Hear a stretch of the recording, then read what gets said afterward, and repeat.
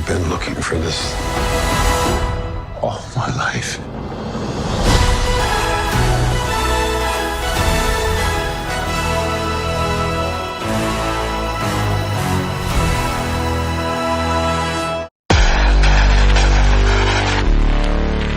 Hi, I'm Jack, and welcome back, because today I'm going to give you guys my review for one of my most anticipated movies of the year, and a movie I've been waiting for a very long time that I had the chance to go see recently.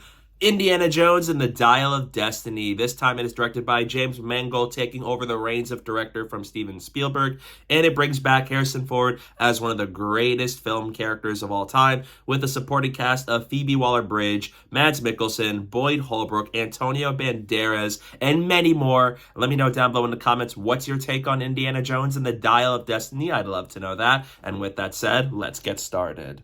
The movie follows Indiana Jones, who is reaching retirement age from his job and is in a new phase of life, and he teams up with his estranged goddaughter, Helena Shaw, so that they can go on a quest and retrieve a legendary dial that has the power to change the course of history, as they are in a race against time to stop Jürgen Voller, a former Nazi, who's trying to get to it first.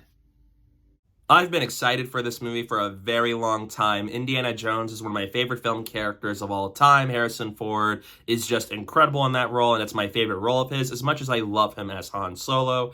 And the original three movies, some of my favorites of all time, Raiders of Lost Ark being on my top 10 of all time. And I do really like Temple of Doom for being a little bit darker, and I also really love The Last Crusade, which is just as good as Raiders to me. And I've grown to feel that Kingdom of the Crystal Skull is a widely overhated movie that's much better than I hear people give it credit for. Not quite as good as the original three, but it is far from being as bad as people have made it out to be. And for years, I was wondering, what could they do with a fifth Indiana Jones movie, bringing back Harrison Ford for the fifth and final time as our favorite archaeologist. And this movie just took a while for it to get made, with Steven Spielberg originally as director, and then he leaves, and then we got James Mangold, director of Logan. And I love Logan, and I also love Ford versus Ferrari, so James Mangold is a very versatile director who I really like, seeing as he makes movies today. And so I thought James Mangold on board gets me really excited, even if Spielberg's not around. And I was just really excited for the movie. I like the trailers, and so is giving us one final adventure this time with Harrison Ford as Indiana Jones. So now that I had the chance to go see Indiana Jones and the Dial of Destiny recently, I liked it. While it's not as amazing as I had hoped it would be, it's still fun. It's nice to see Harrison Ford give one final performance as Indiana Jones and go on one final adventure with him this time. Starting off with the positives, Harrison Ford is just as amazing as ever as Indiana Jones in this movie. Now that we're seeing him in a different phase of life, he is reaching retirement age from his job. He's now teaming up with his estranged goddaughter, Helena, to find the dial. And he is just as fun, charming, and witty as ever as Indiana Jones. You see just how much passion he has for this character, and he just delivered his A game to this movie. And I just love him as his character, and he once again showed up for this movie. The other side cast members are also good in this movie. Phoebe Waller-Bridge as Helena, Mads Mikkelsen as Dr. Voller, even Boyd Holbrook as Clobber, who worked with James Mangold in Logan. And a lot of the other cast members were good in this movie. And I thought that for this movie alone, it is just another fun adventure with Indiana Jones. It doesn't have the Spielberg flair to it like the other four movies does. It definitely has a bit of a more mature edge to it for Indiana Jones. And some people might not like it. I thought it was perfectly fine for me on my end to watch a James Mangold directed Indiana Jones movie. And from a directing standpoint, it's very competently made. It looked very good from a cinematography standpoint. And most of the time, visually, it also looked very good. And I just like that James Mangold came in. He tried to do his thing with Indiana Jones for a story that he and the writers of the crew had in mind. And definitely going to be one of the more divisive aspects of this movie. But for the most part, it started to work with me a lot more as the movie went on. And the action sequences here are just amazing. While, once again, not quite on the Spielberg level like the other few movies, I really like the action here, especially the chase scene in Tangier, which is very good. By far the best chase sequence in the entire movie for me, with a lot of the stuff and the twists that happen in that sequence, and just seeing Indy once again interact in a sequence like this. It's just really fun. And the opening 20 to 25 minutes are a really great way to kick off this movie. Right off the bat, there's a flashback with the 1940s with Indiana Jones. You've seen this in the trailer, and it's awesome. The aged Harrison Ford, though, looks iffy at points, but it doesn't look as bad as I've heard people make this out to be. But that whole sequence is amazing. It's pure Indiana Jones right off the bat. The action, the score, the wit, the performance from Harrison Ford. It is such an awesome way to kick off this movie, and it's one of my favorite parts about Dial of Destiny. And the score by John Williams is absolutely amazing here. He is the greatest film composer to ever live, with Star Wars, Superman, Jurassic Park, and just a lot of these amazing scores he composed over the decades in his career. He came back to deliver a great fifth score for an Indiana Jones movie. There are some amazing tracks here, like New York 1969, Germany 1944, Perils of the Deep. It is just amazing. It really captures the Indiana Jones spirit that I love from these movies from a score perspective. And it's just so good, and it has a sense of magic to it that I really like every time I hear a John Williams score. He's amazing with Star Wars, amazing with the original Jurassic Park, and once again, for the fifth time, he just continues to knock it out of the park. Not just from score composition perspective, but also from an Indiana Jones movie. Dial of Destiny is still a fun movie, despite the long runtime, which I don't know if was entirely justified, but I was never bored watching this movie, and there are scenes and moments in the third act and the final scene that I really liked a lot for Indiana Jones, and I thought that if this is the last time we're gonna see an Indiana Jones movie, or because this is the last time we're gonna see Harrison Ford portray Indiana Jones, I'm okay with this. From the final scene that happens with him, and even the final shot of this movie, I was very satisfied with the way this movie wraps up as someone that loves Indiana Jones.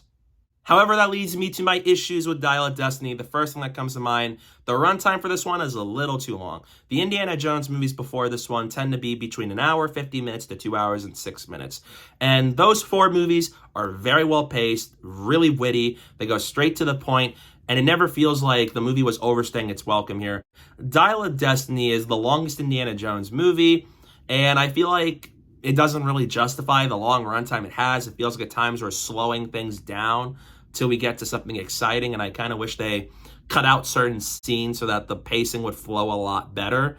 And then the second issue I have with this movie is there's an aspect of what the dial can do, which is crucial to this movie, and it introduces another new element to Indiana Jones before, and I'm really on the fence about it. There's stuff about it that I could see happening if maybe execution and writing was a little bit better, but it reminds me about how a lot of people gave Kingdom of the Crystal Skull criticism for having aliens in the mix. But I defend Crystal Skull because the 50s had alien craze, because it was really big in the 50s.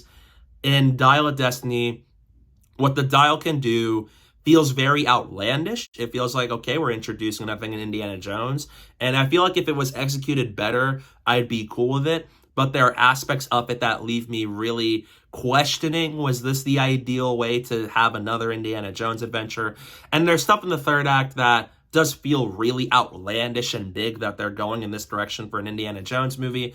And there's just some character choices made that I wish were changed to make things work a little bit better for me, as much as I do like the ending of this movie. And my biggest issue of them all has to be, I wasn't really a big fan of how it handles the stuff from post Kingdom of the Crystal Skull. It was a very divisive movie. I don't love Crystal Skull, but rewatching it, it's a lot better than even I give it credit for. But the way it handles the post Crystal Skull era, wasn't really a big fan of. It reminds me of Star Wars: The Last Jedi and The Rise of Skywalker, where Last Jedi was a really divisive movie that split a lot of people in the Star Wars fan base. And Rise of Skywalker saw that and was like, okay, we're going to play the safe route. We're going to do things that's going to please people and not do anything too crazy because of The Last Jedi. And we're going to undermine certain things about it to make the story happen. And unfortunately, Dial of Destiny felt that way to me, where it undermines stuff about Crystal Skull to tell this story, to get to have all these characters be where they want them to be.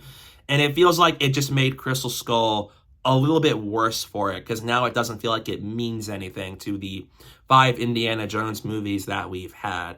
All in all, while I didn't love Dial of Destiny the way I hoped I would, I still had a good time with this one. Is it one of my favorite Indiana Jones movies? No, but for a 5th and final time, I'm seeing Harrison Ford play one of my favorite characters of all time. I was satisfied and I had a good time with this one, to see one last adventure with all the stuff I love to see from an Indiana Jones movie. So I had a good time with this one, even though I wish it could have been a little bit better. So in the end, I'm going to give Indiana Jones and the Dial of Destiny a B+.